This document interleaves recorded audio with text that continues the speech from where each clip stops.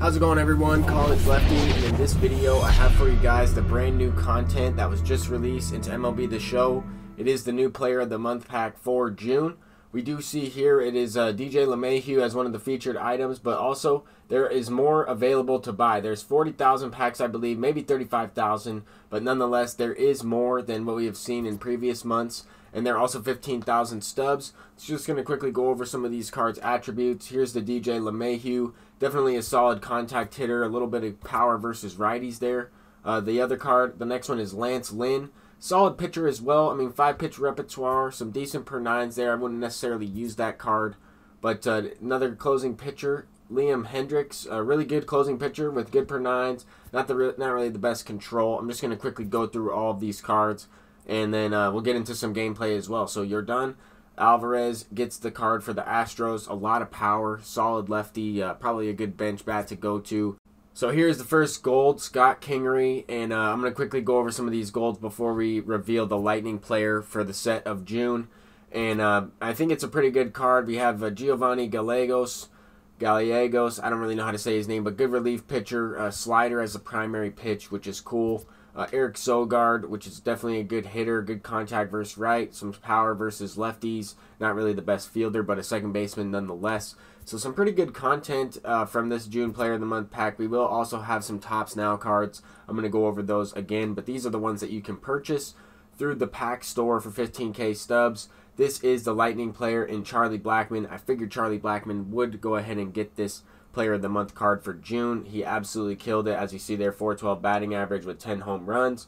He has 105 contact and power versus right, 117 and 95 versus left with 83 vision and 125 clutch, 58 speed, which isn't the highest, but still pretty decent, and I wouldn't use that card in the outfield.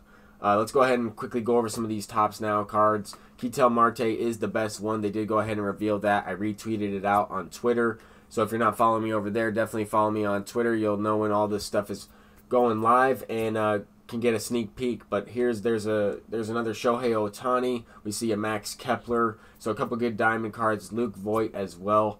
So a few diamonds that didn't necessarily have the best live series cards. Now we have a diamond version. Also to go along with some of those guys, we have a couple golds in Alex Verdugo. This card's definitely solid. I think he already had a Player of the Month card, but now he has a Tops Now card. I could be mistaken on that, but Alex Verdugo, definitely a really good card in Battle Royale. A lot of these cards are going to be used in Battle Royale, and they're very good. I mean, Kevon Biggio, I haven't really heard of him, but I'll have to check him out. Some of these guys are prospects. Pedro Severino, Zach Plesac. I'm just going to quickly go over some of these silvers. Nicky Lopez and Adrian Sampson. So if you do the Tops Now missions, you can redeem some of these cards for free. And then, of course, if you collect them, you can get some XP, some stubs, and then that Lightning bat and Charlie Blackmon. So that's pretty cool. And I do have to say, I am incredibly impressed by SDS and all of the content that they've released in this year's game. With all of the new cards recently, with the All-Star game going on, I mean, it's just really impressive to see all of the varieties in everybody's team. Let's quickly get into some gameplay from the Viewer Game live stream the other day.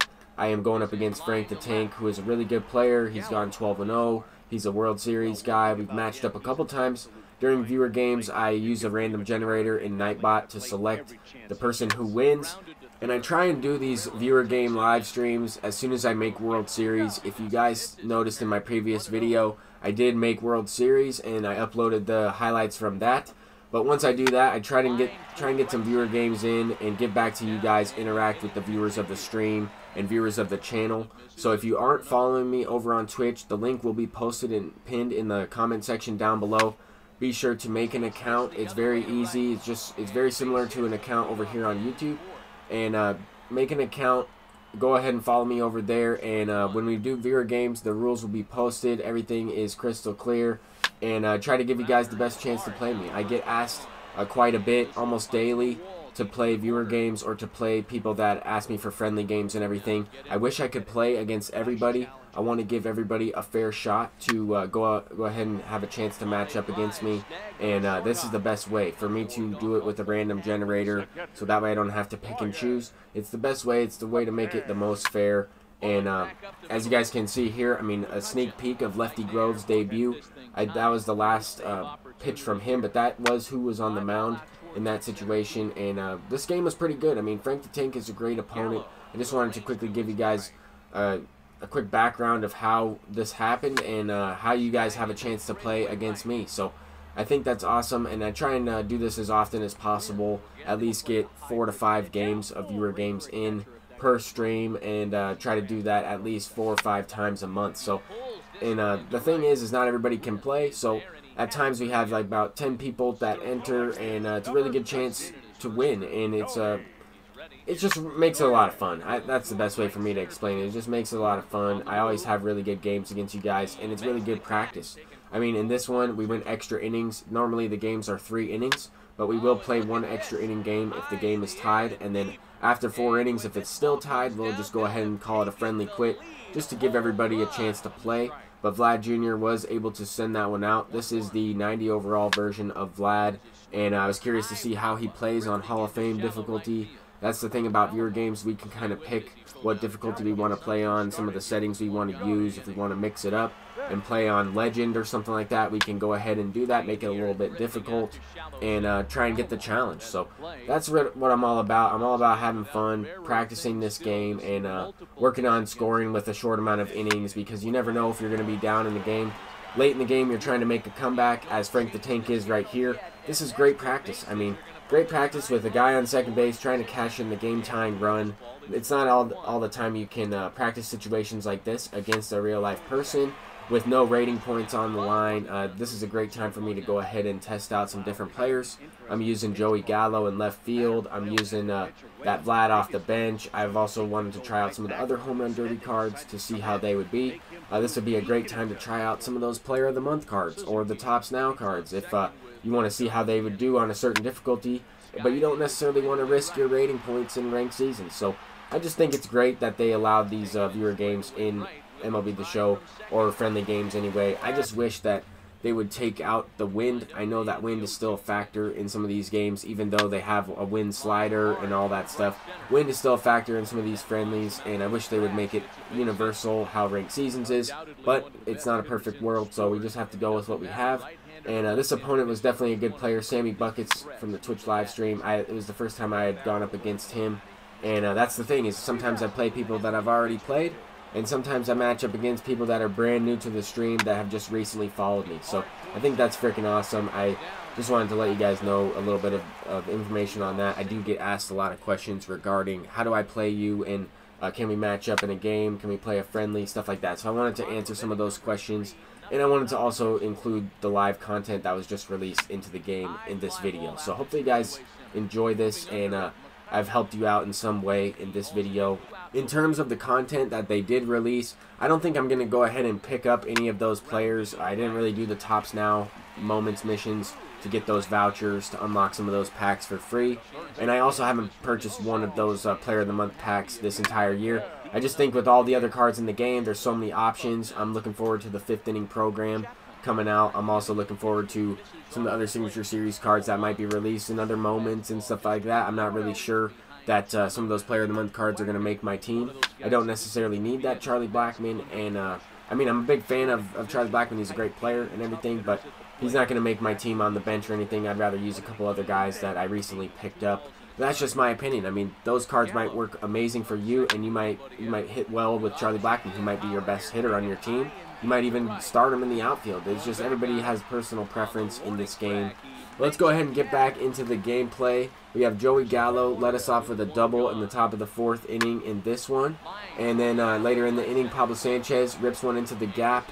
And McCutchen's going to be able to score from first on that. 88 speed comes around to score, putting me up 2-0 in this one. I know that this opponent can come back at any time. He's definitely a good player. And we have Ricky Henderson up for the pitcher. In this situation, he's going to hit a ground ball right to the shortstop, but it is in to the shallow outfield there. He beats it out. I was unable to capitalize with 1 down in that inning and score another run. It's unfortunate. I mean, shortened games, you really try and get as many runs as possible. If you can go up by 2 or 3 runs, then you're in better shape, obviously. But I was able to get the win in that one. And then in this last game, we are going up against Ophian. We had really good games during this viewer game live stream. I mean, I only played 3 because I was also playing some ranked during this stream, but 3 really good games against some really good players in this one. I think a couple World Series players, and then somebody who maybe hasn't played the game as much, but still really a good opponent. So Roberto Alomar is going to hit that one off of the wall. I thought for a second Tony Gwynn might be able to press R1 and rob that one. I tried it, but he ran into the wall rather than jumping up on it. I figured I would bring in the all-star version of Chapman. I recently picked this card up. Definitely a really good lefty, and replaced Zach Britton with that card. But I got the ground ball to first base. George Brett throws it home there, and I was able to get the out at the plate. But Frank Thomas is going to manufacture this run anyway. Andrew McCutchen tracking that one down. Recently tried this card out in ranked seasons. He does have some good range out there in center field. I was pretty surprised with how good he plays for being a gold fielder with 88 speed. But I'm trying to get the run right back. I have Omar Vizquel. It's really the first base hit I've been able to get with him. I've really had a tough time using that card. I did notice that he has a little bit of a different swing left-handed than his right-handed swing. But once again, Vladimir Guerrero Jr. is up, and this card, if he makes contact with the ball, he is going to send it. It's going to be hit pretty hard. It's going to be over 100 miles an hour off the bat just about every time. And that one, he hits the cutter away in the zone. That one wasn't the feedback there, but you wouldn't be able to see it because my face cam is blocked anyway. But Gallo's going to try and cash this run in with a single. Really surprised to hit another base hit with Gallo. I mean, previously, before playing these games, every hit that Gallo had was indeed a home run. But in this one, I was able to rip a couple base hits, an extra base hit in the previous game. That one was inches away from an extra base hit from Roberto Alomar. Might have been able to score from first base on that one. I don't really know, though. 59 speed would have been a close play. But nonetheless, a game of inches, and I was unable to continue that rally going. But this opponent's going to go ahead and tie the game up. Andrew McCutchen sends one deep. Gallo almost robs it there, just out of his reach. So I guess that's the one benefit of having a 6'5" guy or 6'4" guy playing left field. He might be able to rob home runs a little bit easier for you, even with less fielding. But anyway, the Pablo Sanchez creative player is going to hit a home run, a no-doubter, to give me a 1-run lead. And in the top of the third with 2 outs, Tony Gwynn's going to hit a game-tying home run. I only had Goose Gossage left. That game also went into extra innings. We ended in a friendly quit. So all of the games from the viewer stream went to extra innings in that one. All 3 good games. But thank you guys so much for watching. Hopefully you guys enjoyed. If you did, please leave a thumbs up and subscribe if you are new. I'll see you guys in the next one. Peace out.